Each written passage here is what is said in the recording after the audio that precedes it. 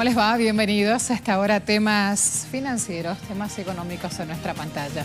Revisemos lo que está ocurriendo, por ejemplo, en Ecuador, donde el expresidente Rafael Correa rechazó acusación sobre manejo de deuda del país. El canciller de México informó que será el presidente Peña Nieto quien decida el futuro de los mecanismos de cooperación con Estados Unidos. Una respuesta muy clara, expresa ante los múltiples señalamientos de los últimos días de Donald Trump. Las acciones de las automotrices en los mercados de valores subieron tras el anuncio que hizo este hombre, Xi Jinping, anuncio de China, reducción de aranceles.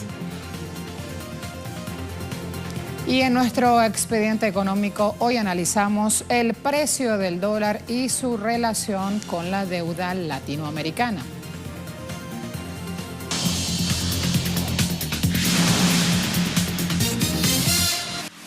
La persecución política contra líderes latinoamericanos no cesa en esta especie de escalada judicialista que sin evidencia en mano y con procesos amañados pretende encarcelar y desacreditar a expresidentes llamados progresistas de nuestra región.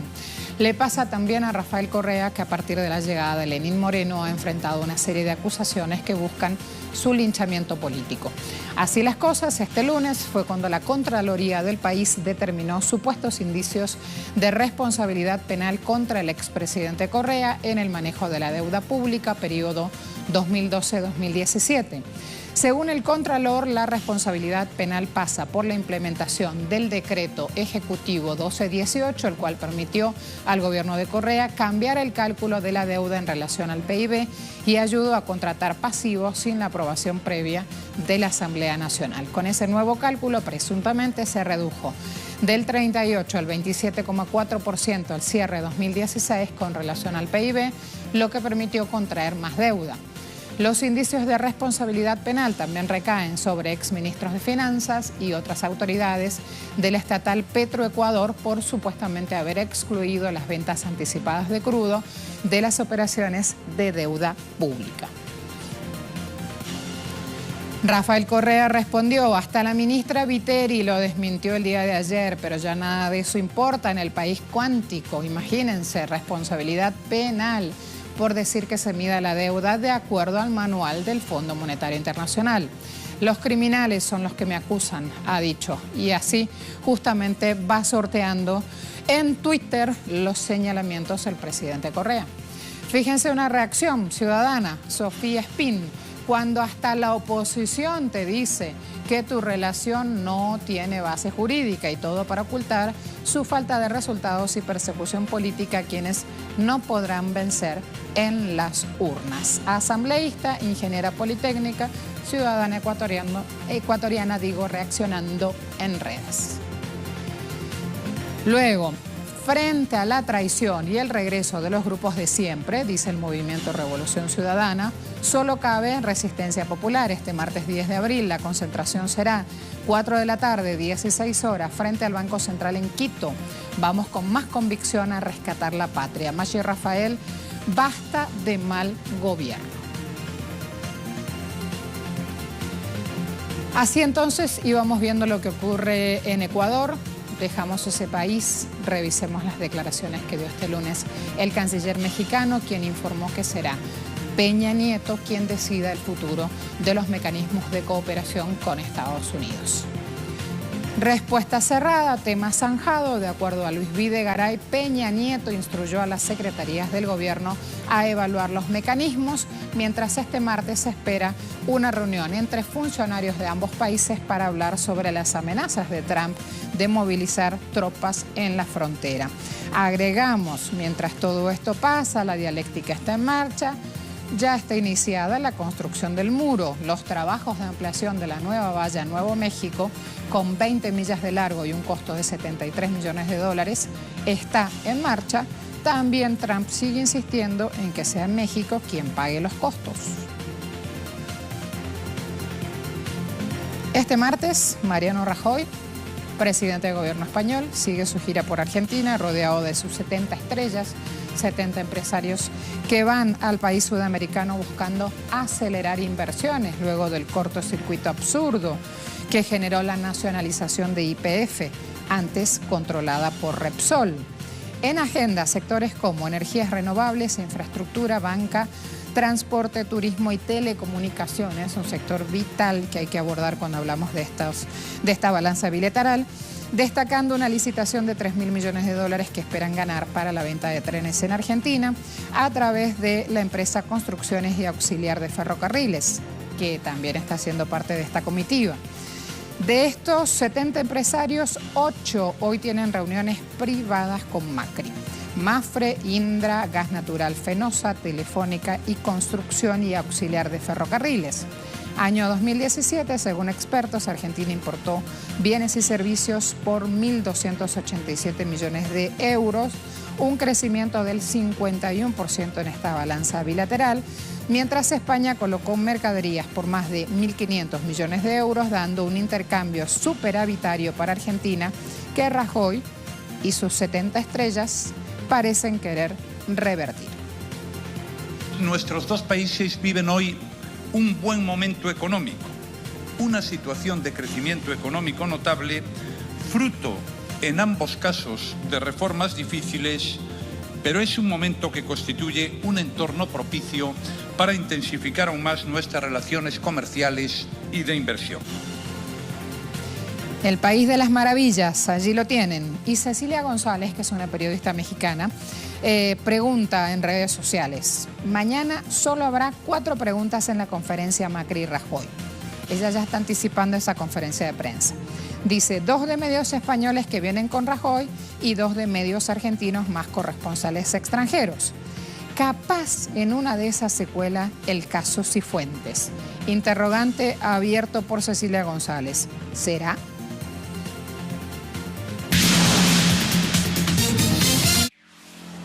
Rusia busca comerciar petróleo con Turquía e Irán en monedas nacionales, información confirmada por el ministro de Energía Alexander Novak, quien explicó que tales acciones requieren ciertos ajustes en el sector financiero, económico y bancario. De concretarse la propuesta y bajo un acuerdo de las empresas participantes, sería necesario estudiar una posible conversión de estas monedas para facilitar su uso a futuro. Hay un tema muy interesante mezclado a esta hora mientras llega el tiempo de revisar indicadores petroleros. Me voy con el Brent, operando 69.51, sube 1,41%. WTI marcando 64.23, sube 1,50. Y OPEP está anclado en 65,09 dólares el barril. Momento de primera pausa. ¿Por qué mercados bursátiles están al alza en lo que se refiere a automóviles? Ya van a ver esta decisión asumida por Xi Jinping, China.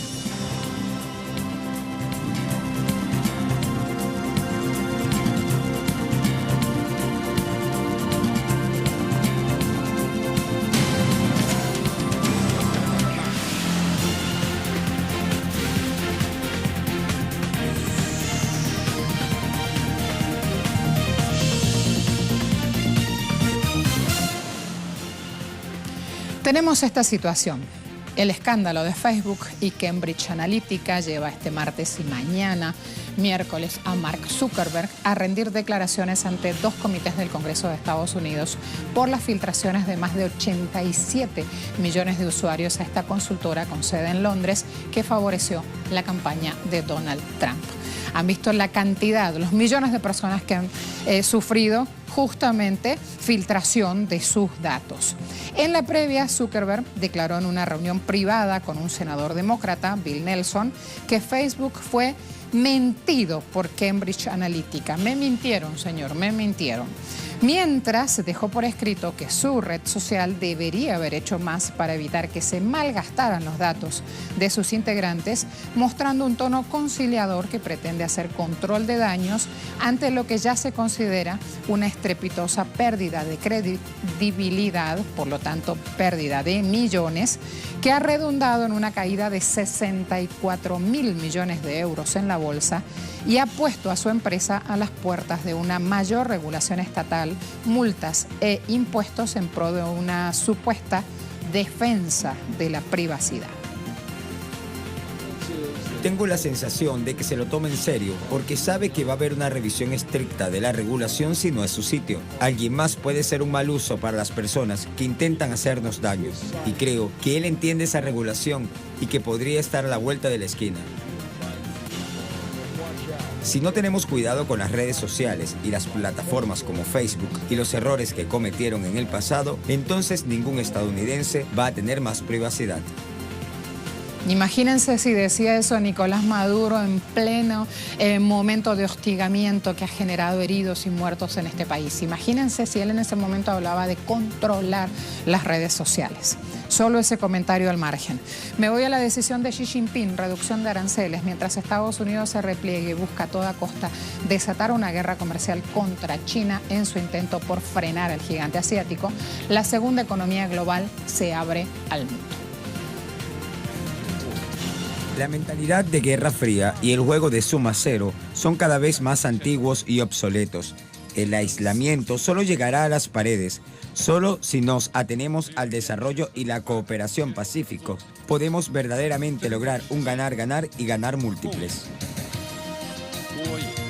China quiere abrir su economía al mundo, por lo que ha prometido mejorar las condiciones para las empresas foráneas, pues no es su intención lograr un excedente comercial.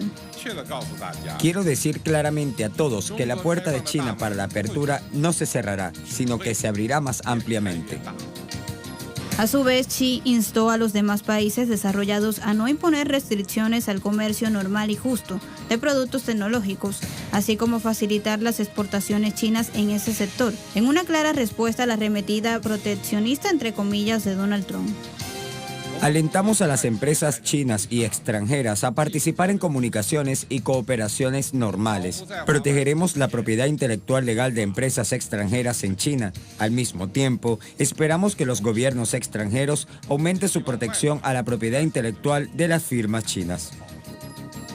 El presidente de China prometió recortar además este año los aranceles para los automóviles y otros bienes, así como disminuir las restricciones a la propiedad extranjera en la industria automotriz del gigante asiático, tan pronto como sea posible. Bajaremos los aranceles de importación para los automóviles. Al mismo tiempo, reduciremos los aranceles de importación de algunas otras importaciones.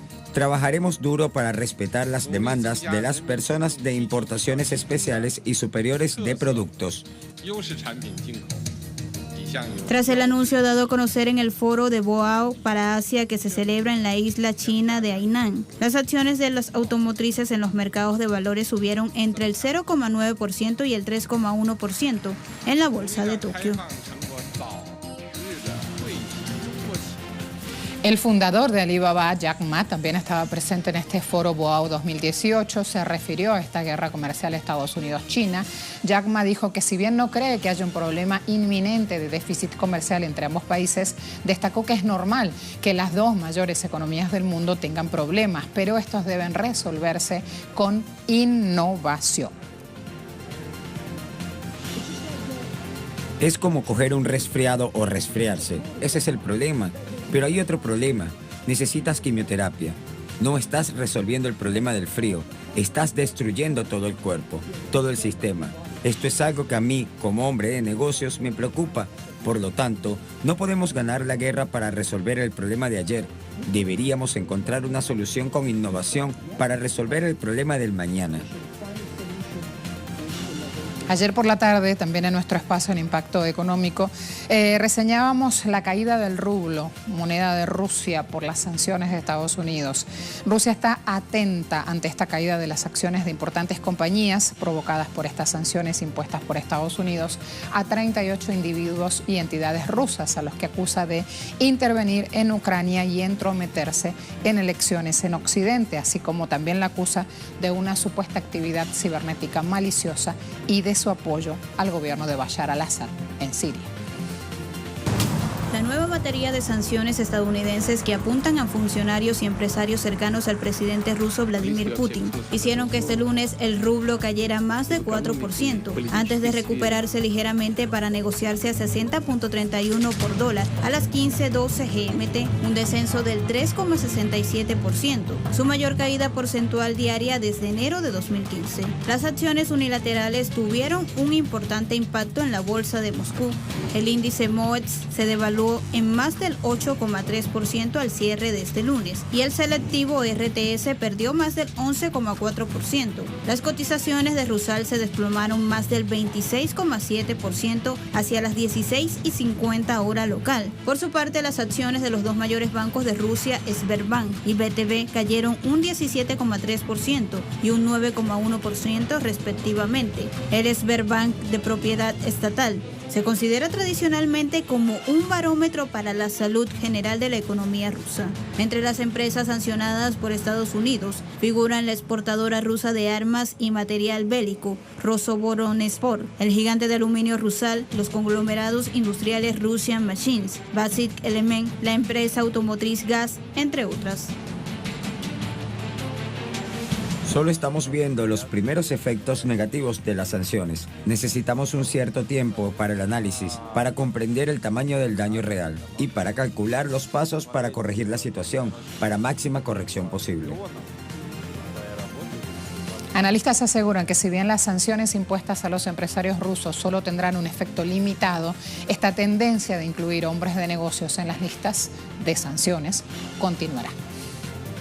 De personas que no participan directamente en la política rusa han comenzado a aparecer en las listas de sanciones. Es probable que esta tendencia continúe. Podemos esperar nuevos nombres de empresarios en las listas de sanciones, pero hasta ahora las sanciones solo han sido impuestas por Estados Unidos. No son internacionales. Las compañías que están en las listas de sanciones pueden vender sus productos fuera de los Estados Unidos. Este analista destaca además que lo más probable es que el gobierno ruso decida apoyar a las compañías sancionadas con dinero, pero es poco probable que tome medidas adicionales en un futuro inmediato. Cuando vamos a ver la repercusión del lado del gobierno, está muy claro que van a tratar a sus principales empresas con mucho cuidado, debido a que genera muchos miles de empleos, puestos de trabajo importantes para el país, y de hecho ya hemos discutido algunas cosas al respecto. ¿Quién lo ha dicho? El viceprimer ministro ruso. A la vuelta, dólar costoso encarece deuda latinoamericana. El análisis. Acompáñanos.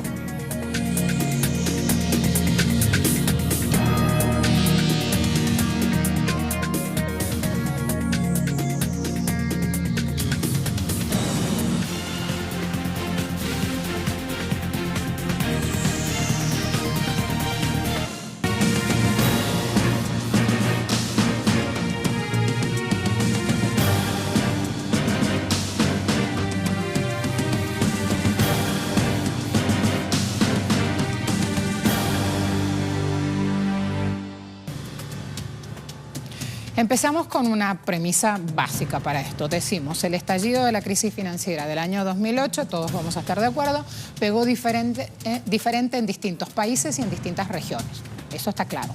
En un primer momento parecía que la onda expansiva de toda esa caída no iba a tocar a América Latina, pero lo cierto es que la región comenzó a experimentar grandes desequilibrios, sobre todo en el sector externo.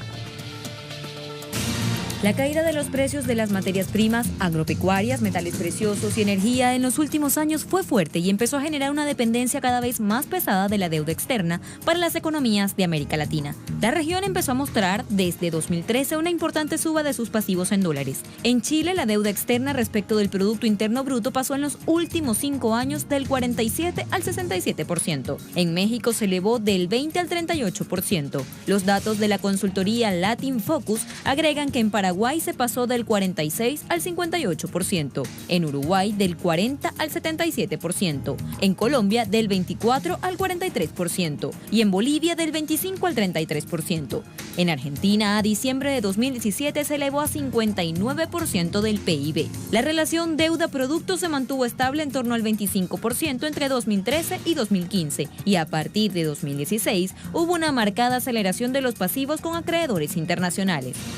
De acuerdo con la Comisión Económica para América Latina y el Caribe de la ONU, ECLAC por su sigla en inglés, la región rompió su récord de endeudamiento en 2017 al registrar préstamos por 138.000 millones de dólares, con Argentina como el país con mayor endeudamiento al ocupar el 28% del mercado de bonos en el año. Argentina lideró el top 5 de países con mayor emisión de deuda soberana de la región, seguida por Ecuador con el 12% del mercado, México con el 9%, Brasil con el 8% y Colombia con el mismo porcentaje de Brasil. De acuerdo con la ECLAC, el entusiasmo de los inversionistas por los portafolios latinoamericanos en general durante el 2017 estuvo apoyado por un crecimiento económico global y sincronizado, mientras que las tasas de interés se mantuvieron bajas en el mundo con excepción de un incremento gradual en Estados Unidos, país que tuvo una moneda con debilidad y la mejora en las condiciones económicas de la misma región. Y a partir de este momento vamos a ver dos informes donde CELAC justamente nos da la pauta. Poco tiempo antes de la llegada de este año, la Comisión Económica para América Latina y el Caribe publicaba su más reciente versión, balance preliminar sobre desempeño económico de los países del área. Luego de eso vamos a ir a mostrar los 4 escenarios que pueden darse, entonces, según CELAC.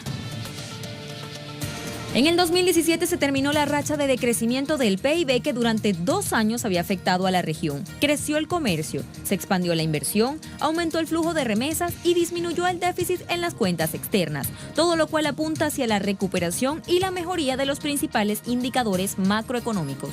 Sin embargo, Pablo Warren y Lucía Converti desde CELAC dicen que esto, que podría ser una buena noticia, se complicó por las subas y anuncios de subas de la tasa de interés de Estados Unidos. La dependencia de la deuda externa incrementa la fragilidad financiera de los países de la región a shocks provenientes del sector externo. CELAC plantea que durante los últimos años la tasa de interés de Estados Unidos se mantuvo en niveles históricamente reducidos. A fines de incentivar la actividad económica, la Fed redujo su tasa de referencia, la cual impacta en la de los bonos del Tesoro a 10 años y en el resto de las tasas de la economía. De tal modo, entre 2005 y 2006, periodo previo a la crisis financiera, la tasa se ubicó en 4,5% en promedio. En cambio, entre 2009 y 2017, promedió prácticamente la mitad, 2,5%. Sin embargo, desde septiembre de 2017 la tasa se encuentra en aumento y en marzo de 2018 se encontró cerca del 3%. Dada la perspectiva de que la tasa de referencia de corto plazo continúe subiendo, es esperable que la tasa de los bonos también lo haga. Impulso a la baja del precio de las materias primas. En los últimos años, la combinación de la desregulación financiera con la creación de nuevos instrumentos financieros dotaron al mercado de materias primas de un componente especulativo. Cuando la tasa de Estados Unidos se incrementa, aumenta el atractivo de otro tipo de instrumentos financieros, por lo que se reduce la demanda de materias primas, reduciendo también su precio. Incremento del costo de endeudamiento soberano. Dado que la tasa de interés se calcula a partir de la suma entre la tasa de interés de Estados Unidos, que se supone libre de riesgo, y el riesgo del país en cuestión, una suba de la tasa estadounidense impacta al alza en las tasas locales. Al ser más rentable la inversión libre de riesgo, los inversores esperan una rentabilidad más alta de las operaciones más riesgosas. Subas en las tasas de interés locales. En el mercado doméstico se cotizan títulos de los cuales los inversores podrían desprenderse, atraídos por la mayor remuneración en otros mercados. Impacto al alza en el tipo de cambio. Al encarecer el costo del endeudamiento, reducir el precio de los bienes exportables y potenciar la salida de capitales, la suba de la tasa de interés puede implicar una sangría de divisas que impacte al alza en el tipo de cambio. Por lo tanto, los movimientos de la Fed tienen un impacto directo sobre las cuentas externas. Como consecuencia, también se ve afectada la actividad económica, ya que se encarece el crédito al sector privado, tanto externo como local, y los movimientos al alza en el tipo de cambio pueden impactar en la demanda agregada. Y aquí viene ahora la cuestión. Aunque varios organismos internacionales esperan que este año mantenga condiciones favorables para el endeudamiento de la región, aún hay riesgos que deben vigilarse, puesto que Por ese proceso de endeudamiento, la fragilidad externa se incrementa y hoy estamos más expuestos que nunca a los vaivenes de esta coyuntura financiera internacional. De ahí las señales de alarmas encendidas en toda la región, de allí lo que está haciendo Argentina y cómo ese ejemplo o ese caso hay que analizarlo e ir a profundidad. Gracias por acompañarnos. Hasta la próxima.